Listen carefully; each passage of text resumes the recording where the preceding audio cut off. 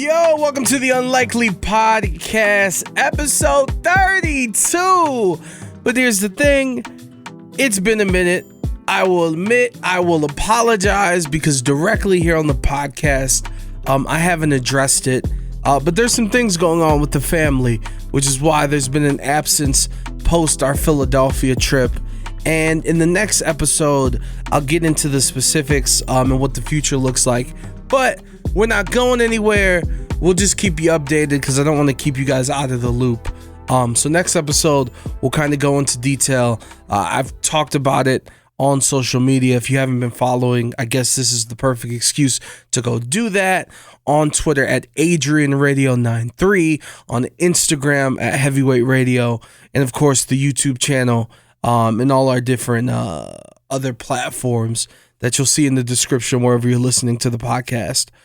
So again, I just wanted to apologize because I know it's been an absence and we just started the podcast. We're 30 episodes in. It's very important to me to make sure that there's at least one episode per week. You got to be consistent in whatever you're doing, no matter if nobody's listening or millions of people are listening. So I apologize. We'll get into the specifics next week. The reason I keep pushing it, or the reason why I'm pushing it to next week, is because we got a guest. We have a great guest. We got a lot of good things coming to Vegas, a lot of announcements about Las Vegas in the world of professional wrestling. And one of those is Double or Nothing, an annual tradition minus the COVID years here in Las Vegas, means Memorial Day, means summer is finally here. AEW kicks off the summer with Memorial Day here in Las Vegas for Double or Nothing and Collision, MGM Grand Garden Arena.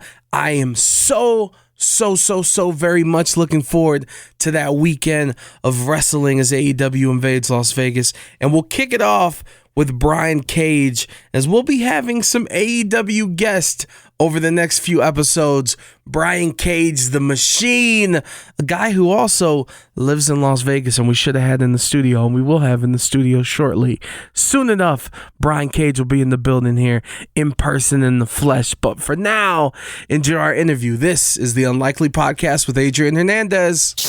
Hey, ladies and gentlemen, you know, whenever we get a time to talk wrestling, I get very excited. But not only do we get to talk about wrestling, the wrestling is coming to Las Vegas as we kick off Memorial Day weekend. Not only AEW Double or Nothing, the 5th anniversary, but also AEW Collision, a weekend of AEW at the MGM Grand Garden Arena. You can go get your tickets at AEWTix.com. And joining us is a man who lives in the city who I should have had in studio, but don't worry, we'll make that happen here soon enough. Brian Cage is joining us. Brian, how are you? I'm doing swell. I'm not just a man, but a machine that lives in the city, the Sin City. I love it there, man. Yeah, we could have had this thing live and in person, but caught you sleeping. No, I did. And also, just for everyone to know, too, tomorrow on AEW Dynamite, my guy right here, the Machine's taking on his former homie, the AEW Heavyweight World Champion, Swerve Strickland. Catch that on TBS tomorrow night for AEW Dynamite. And before we get into the wrestling, because it's your first time on the show, I need to get to know you as a person. And by doing that, I went through your Twitter, and you had a very interesting tweet that I could relate to. But you said that you're a window seat guy. Now, look, We're two big men for two different reasons. I got the belly, you got the muscles. Me, I like the aisle seat because once we're in the air, I can spread out at least one of the legs in the aisle until they come passing out snacks and stuff. What's up with you being on the window seat? What's the, tell me why you're going with that. Because of the width of my shoulders, and I'm hanging out. Too, I also hate the armrests. I always put the armrests up because they just caught the circulation of my arms. But I know you're gonna get bumped. When I'm walking to the bathroom, even for the size that I am, I'm like Keanu Reeves. I'm matrixing that stuff, dodging everyone. Everyone sideways the whole way. Yeah, everyone just plows right through me, especially the stewardess, which are like, that's your job. They don't even pretend to try to move, and they don't apologize. And so it's just so annoying. And if I ever want to fall asleep, that's impossible. So the window, I'm like, you know what, whatever. I can usually hold it pretty good too. I just tuck away all my food in there. I just sit there and I'm like, I can chill. The only time I hate the window seat, though, is when you get the fake window seat where it's just a wall, because then I run the same problem. So instead of like having that window like shoulder room, it's like this. So you're like this the whole time against the window, and I hate that. Yeah. But yeah, You get that little bit of space. That's yeah. great to see. And look, we are different. My battle is up front, which luckily for my seat, I have that space. You have the shoulders. You can't really like mess with that. And I am curious, like, because I was going to ask you too, when it comes to the gym, like, do you? But when it stays, this question can apply for the gym and the airplane. I'm curious with you, like, when people see you walk down the aisle, are they giving you the look like, please don't sit in my aisle seat? Please don't be in my row. Sometimes usually I'm on the board on the plane first, usually, so it doesn't happen as much. But yeah, for sure. Especially like because sometimes you'll just get a flight last minute. So regardless of status or whatever, if the plane's sold out, it's sold out. So if the only seat's left is the middle seat, that's the only seat that's left.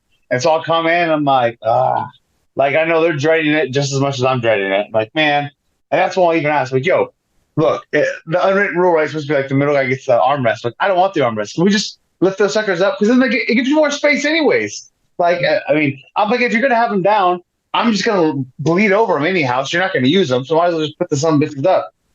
I listen. I'm in total agreement. I also learned that the armrest that's in the aisle, that's like Yeah, the one yeah. closest to I just learned The that can snooker go button. up. Yeah, the snooker button. Yeah. And I also learned there, what is it called? It's called upfront seating. So now instead of paying for two tickets, you can pay to like only have two people in a row, aisle seat and window seat. So it keeps the middle one like empty Oh, for I didn't know everyone. that. Yeah, it could just make bigger planes, but hey, they'll charge us for Yeah, whatever they can in that small of ass course. space. The other thing I want to get to is on your Twitter again. You've really been hyping up, and rightfully so, because a lot of people have been talking about it. But the new X-Men series on Disney Plus, the X-Men '97. 97 every time. So I'm 30 years old. I was born in '93. So the X-Men cartoons I watched didn't fully understand. The movies, I went through puberty because of Halle Berry being Storm, but I didn't really get it. What is great about this show? Why do you love it so much? Well, so yeah, so I was, and even then, being 6, 7, 8, I thought those cartoons. I mean, for the vocabulary and stuff like that, like, and even the meaning with X Men is a little advanced, but I just loved it. That's what really got me into Marvel and the trading cards and the comics. Man, I liked it all, but like the X Men cartoon really is what got my whole love for everything in the superhero realm. I just thought it was the best when Disney Plus came out, especially the pandemic. The very first, I didn't give a crap about any of the movies, anything. I watched the entire series of X Men, and then I watched it again, and then I watched it again right before '97 came out. And I also watched all of Wolverine the X Men, which I hadn't watched completely before either. But dude, the cartoon has just been not such a great continuance, but like it's not like super mature and adult oriented, but you can definitely tell it's made towards people my age because we were all the kids watching it back then, right? Yeah. It's I don't know, like without spoiling every episode and going into it, it's been so perfectly made, and not even just being favoritism because I'm a big fanboy of it. It's the best thing they've done since Infinity War and Endgame, hands down. I mean, Spider-Man's up with two, right? The last Spider-Man movie is amazing, but I mean, every live-action movie, TV show, everything we've done doesn't even compare. Doesn't hold a candle to X-Men '97. It's been fantastic. And the reason I'm smiling too is because I know you have younger kids and I have a 5-year-old. And thanks to him, I learned about all like the animated Star Wars shows that I would never watch. Because growing up, I was a sports and wrestling kid. So I wasn't watching anime, Avatar, SpongeBob. It didn't matter. Like it was either sports or wrestling. But pandemic, needing to watch stuff. And I was like, yo, this Star Wars stuff's amazing. And not only is my son getting to watch it now, it's like, no. We're going to relive this when you're older so you can actually understand and not just feel like, yo, this is cool because the lightsabers or Wolverine and all that stuff. So that's really cool. And of course, I said it here at the beginning that you live in Vegas. And I'm assuming, like, when it comes to Future Stars of Wrestling, FSW, like, there's a lot of ties there, correct? Oh yeah, I've worked up. I'm former world champion there. The biggest draw FSW's ever had. I think it's a me and Matt Hardy ladder match for the title.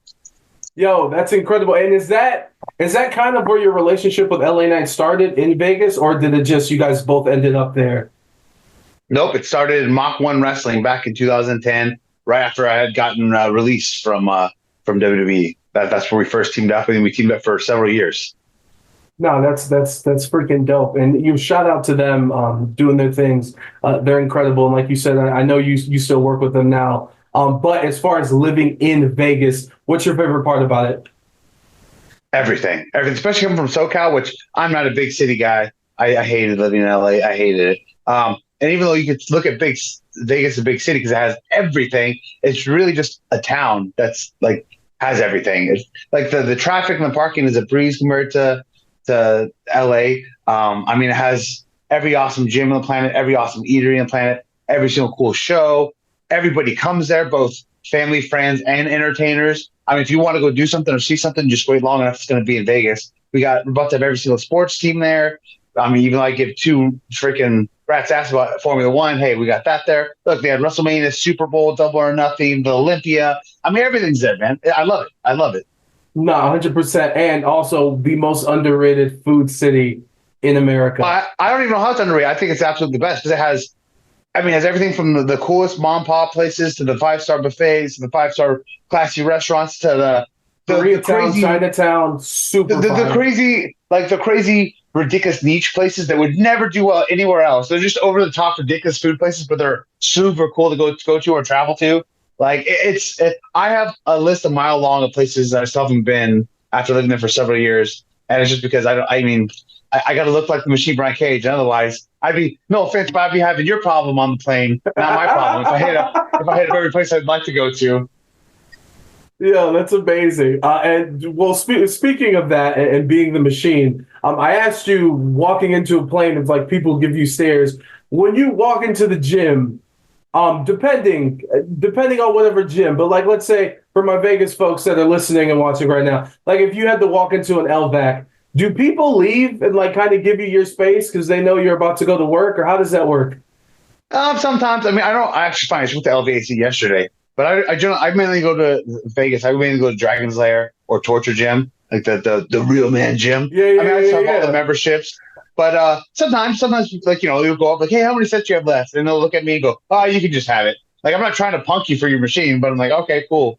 But not always. There's actually a lot of like, it's almost hard sometimes too to like superset or whatnot, and like a more commercial gym because I feel like people don't like, how do I say it? Like understand like proper gym etiquette, and like especially because a lot of people just like want to just go and just do a couple random machines for one set and they're in and out and so like it's hard for me to sit still in the gym just because I go in there and I go 100 miles an hour. So if I'm resting between a set, unless I'm like actually absolutely taxed, like I'm gonna do something else. So like some people like will go and try to unload. Like I'll just be on there and I'll go over and use this right next to it. And they'll start unloading my weight. Like, bro, I'm still on that. And they're like, oh, I thought you were done. I go, I mean, I could just sit there on my phone and sit on it and not do anything for 2 minutes and then go again, or I can do something productive and then come back to it. I mean, I have no problem sharing it. Go ahead. You want to use it? Go ahead. But don't like kick my stuff off. But nevertheless. This is, I'm glad that I asked this question because these are the things that that would never cross my mind. And, Sure. obviously getting your body up to where it is now and where it's been, the word commitment has to be closely associated to that. What do you attribute that commitment to that and just everything, your journey in wrestling leading you to AEW and everything? Everything's been just for passion and love of wrestling. When I graduated, I told the story 1,000 times. I was only 155 pounds. I'm out there like a little bit taller Darby Allin, and I was like, this ain't gonna cut the mustard. I want to be the part, look the part, act the part. And so I just started training, jogging to my high school during summer after I graduated. And my PE teacher I was a good friend with, who had summer school, would open up the weight room, and I would just start training. I just fell in love with that, and it's just a lifestyle now. But everything, I've been able to turn everything off as far as diet and workout and regimen, and I can be so disciplined and dedicated, and it's just all fueled by the passion I have to be successful as a wrestler. Because everyone's out there always saying how much they want it, how much they love it, how much this, how much that. But so many people, I mean, not throw shade, but their actions don't really support that. Whereas me, everything I literally do and say is for my passion to proceed to go forward in every which way and every way. Like if you're not progressing in some way, shape, or form every year after year, then I feel like, what are you doing? Why are you wasting your time? And that's exactly what I try to do.